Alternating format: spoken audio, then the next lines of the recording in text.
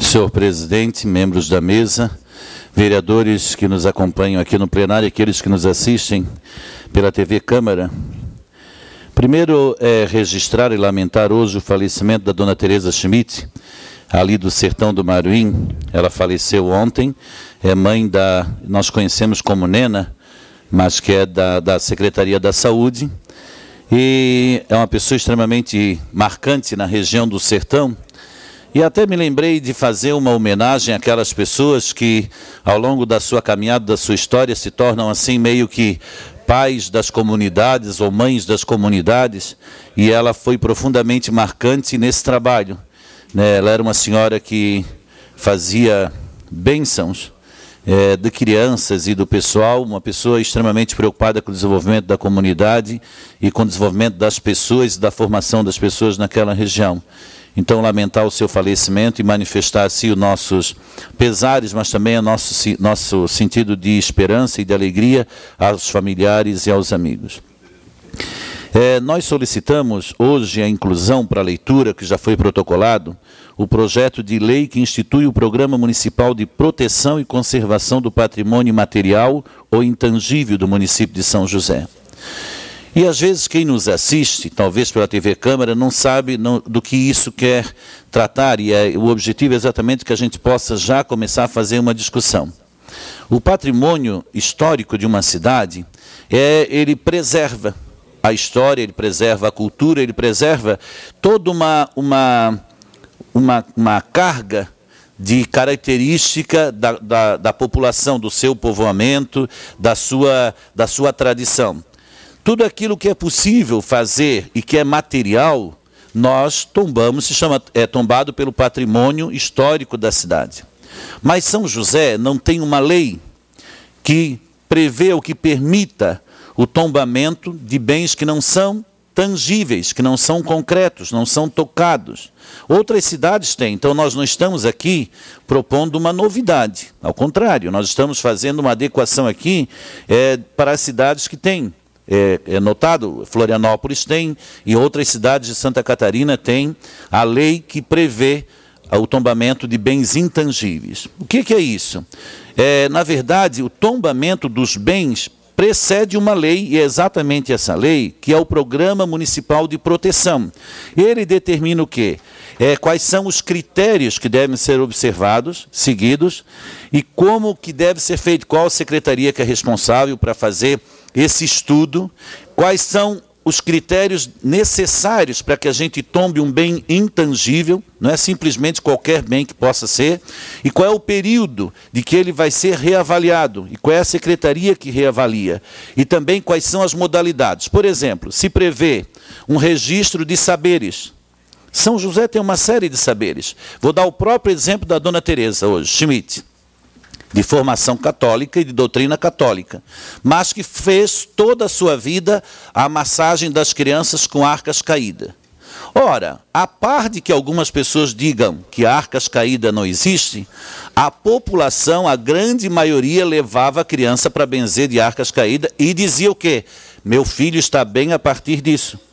Ora, se a Bíblia está certa, é a fé que nos salva. E com certeza a unção dela fazia isso acontecer. Esse é um saber que deveria talvez ser preservado dentro da cultura josefense. Então o livro dos saberes levantaria, identificaria e levantaria isso. Os registros das celebrações. Tem celebrações em São José, algumas já se perderam. Por quê? Porque não foram incentivadas, não foram registradas e não foram estimuladas a manter. Também o registro das formas de expressão.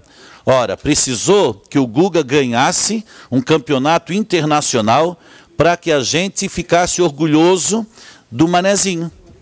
Porque ser chamado de Manezinho em Florianópolis, vereador Batista, era uma ofensa. Se quisesse nos ofender, nos chamasse de Manezinho. Hoje não.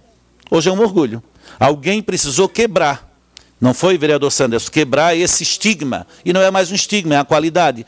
Nós temos uma série de expressões, olha, isso é só uma palavra, mas uma série de expressões que são específicas da região e é específico do josefense, que também são expressões que têm que ser estudadas e preservadas, né? Que coloquialmente devem ser inclusive estudadas e colocadas nos temas transversais das nossas escolas como característica da educação e da cultura. E o registro de sítios e espaços. Então, uma série de registros. Então, essa lei, ela permite o que? Ela define os critérios que vão depois dar a base para que a gente possa fazer a determinação de um patrimônio intangível, histórico intangível. Essa é a primeira, a que vai preceder a segunda, que nós também já propusemos, mas não foi protocolada, porque essa tem que transitar pelas comissões e ser aprovadas, porque essa é que dá a base para as outras. Nós estávamos conversando aqui numa conversa informal com alguns vereadores, por exemplo, o boi de mamão. Ela é uma tradição açoriana e uma tradição josefense, correto? No entanto, nós não temos ele declarado como um patrimônio josefense intangível. Não temos. A festa do divino é uma segunda, é uma festa de mais de 150 anos, uma tradição, ela é muito mais do que religiosa. A pessoa que limita a pegar essa festa e fazer uma análise dela religiosa está simplificando um fato que é muito mais cultural e é da raiz do povo josefense. Também é intangível, mas não está colocado. Se nós formos pegar ali, né, procissão do Senhor dos Passos, uma série de celebrações, eventos e ocorrências que têm que ser registrados e resgatados para que se mantenha preservada a memória e a cultura do povo josefense. E é aí que tem que ser feito. O projeto prevê que de 10 em 10 anos nós façamos uma reavaliação. Por quê? Porque algumas dessas questões podem realmente, de 10 em 10 anos, terem sido esquecidas. Então, elas ficariam registradas nos livros como que participantes, integrantes da história de um povo que assim o fazia e deixou de fazer, vereadora Mary. Então, nós estaríamos perpetuando a memória e a cultura da população e do povo josefense, correto?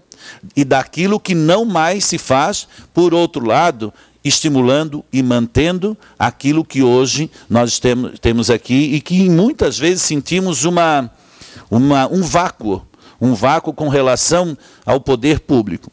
Uma outra questão que é importante que a gente destaque: a indústria do turismo se movimenta em muitas regiões muito mais pelos eventos do que pelas paisagens, correto? Porque se nós tivermos eventos fortes resgatados em São José, as paisagens o entorno dá, né? A praia o entorno dá, as paisagens da beira-mar o entorno dá. O casario nós temos e ele é reconhecido.